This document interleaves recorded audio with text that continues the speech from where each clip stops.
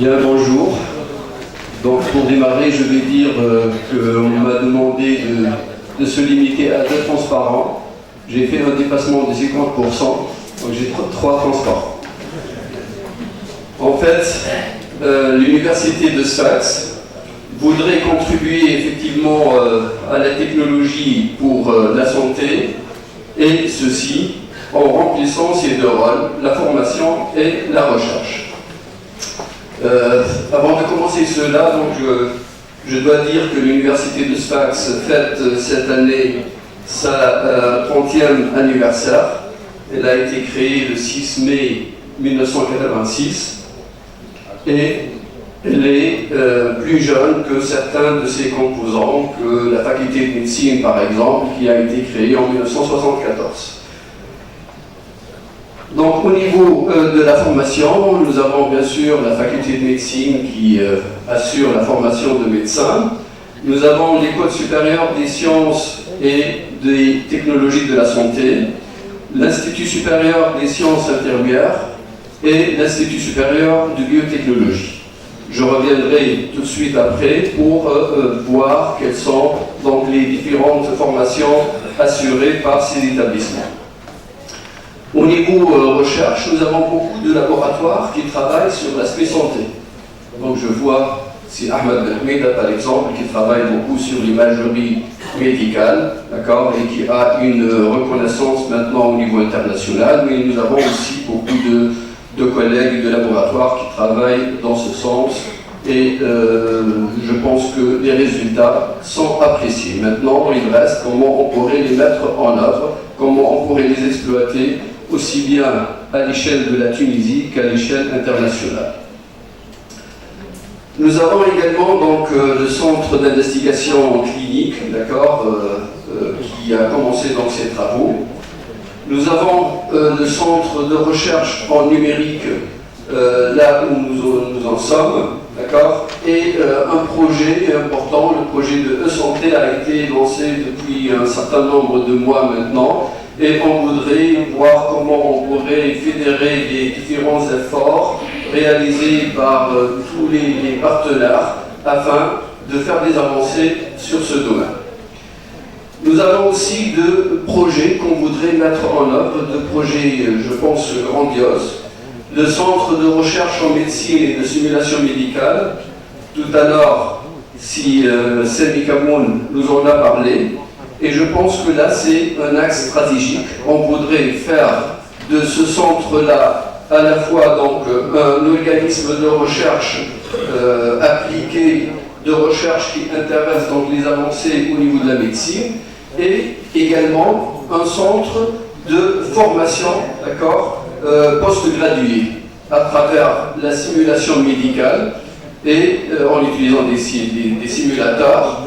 Parce qu'au jour d'aujourd'hui, il n'est plus permis d'apprendre le métier, d'accord, sur l'être humain, donc il nous faut des moyens, d'accord, pour cela. Et de l'autre côté, donc nous avons besoin également d'avoir une animalerie standardisée selon les normes internationales, afin de pouvoir réaliser des opérations de chirurgie expérimentale, d'accord, avant de les réaliser bien sûr sur les êtres humains. Le deuxième projet, ça concerne le génie hospitalier. Et il s'agit là de savoir regrouper plusieurs compétences afin de pouvoir mieux gérer nos hôpitaux, mieux gérer nos cliniques.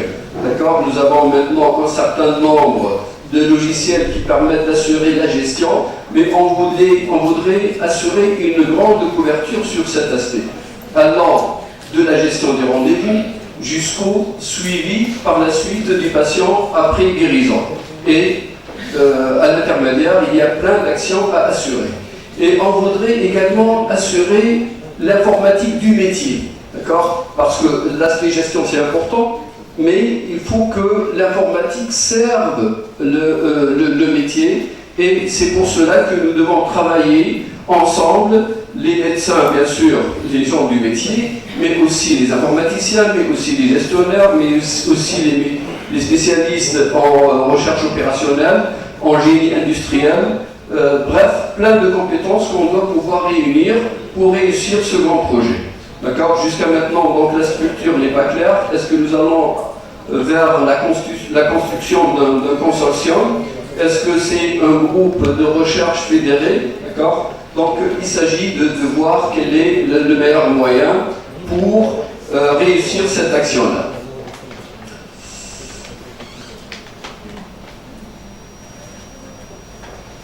Bien. Alors, au niveau des actions de formation, donc il y a maintenant un certain nombre d'années que nos établissements assurent des formations pour renforcer le corps paramédical. Donc, au niveau de l'École supérieure des sciences et techniques de la santé, il y a toute une panoplie de licences appliquées en anesthésie et réanimation. 2.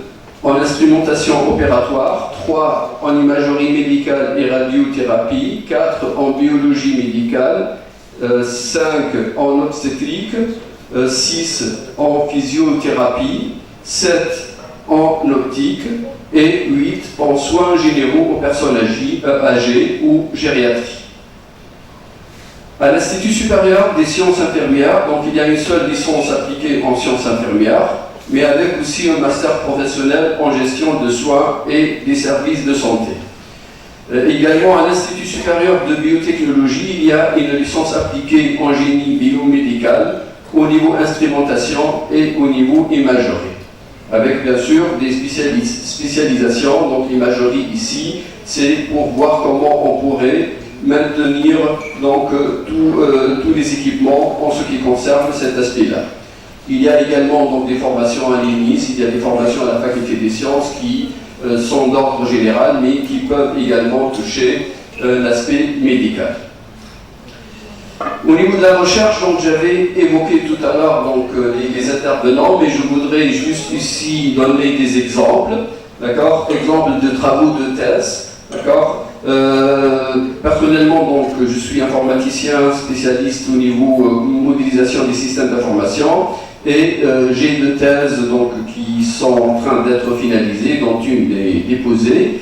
La première, elle concerne les leviers d'efficience des systèmes d'information médicaux, les SIM informatisés, et ceci avec des prototypes qui ont été réalisés au niveau de l'hôpital Habib Bourguiba et au Kéto Ladichep, et l'autre au niveau d'une association médicale. Le premier prototype, c'est le système de gestion sémantique en ligne des dossiers médicaux des enfants atteints par une infirmité motrice cérébrale.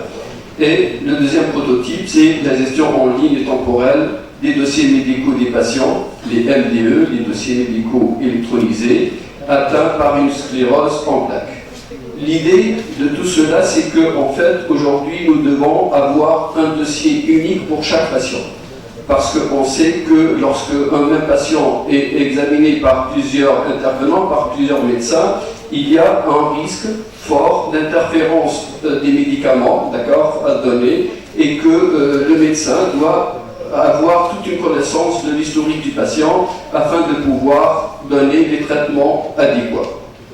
Ceci ne peut être assuré que lorsqu'on a un dossier médical électronique partagé par tous les intervenants, aussi bien les médecins que les aides-soignants également.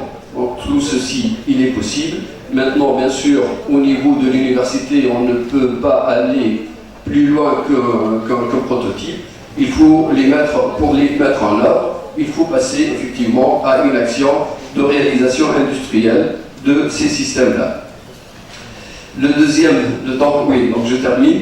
Donc, le deuxième travail de thèse, c'est la gestion des bases de connaissances floues pour l'aide à la décision médicale. Et on a pris le cas de la maladie d'Alzheimer, qui touche maintenant beaucoup de compatriotes et beaucoup de gens également au niveau mondial. Je n'ai pas les chiffres, mais les chiffres sont peu alarmants. Et là, il faut voir comment on pourrait avoir un système expert d'aide à la décision médicale avec prise en charge du problème d'imprécision des maladies et de l'état émotionnel du patient et des aidants. fini l'ère de la logique ferme, 0 ou 1, vrai ou faux. Maintenant, il y a ce qu'on appelle la logique floue, d'accord, qui a été lancée par un grand chercheur, Lotfi Zadeh, un Iranien qui travaille aux États-Unis, et qui dit qu'il n'y a pas que le blanc et le noir, il y a également donc toute une panoplie de couleurs à l'intérieur, d'accord, et nous devons tenir compte de cela. C'est que dans nos paroles, il y a beaucoup d'imprécisions. Que dire lorsqu'il s'agit de malades d'Alzheimer, d'accord, et des parents de ces malades-là. Donc on doit tenir de ces aspects-là pour pouvoir prendre une décision. Donc un système qui aide les médecins, bien sûr spécialistes, qui ne prend pas leur place, afin de mieux suivre ces maladies d'Alzheimer. Voilà, donc je termine, je vous remercie.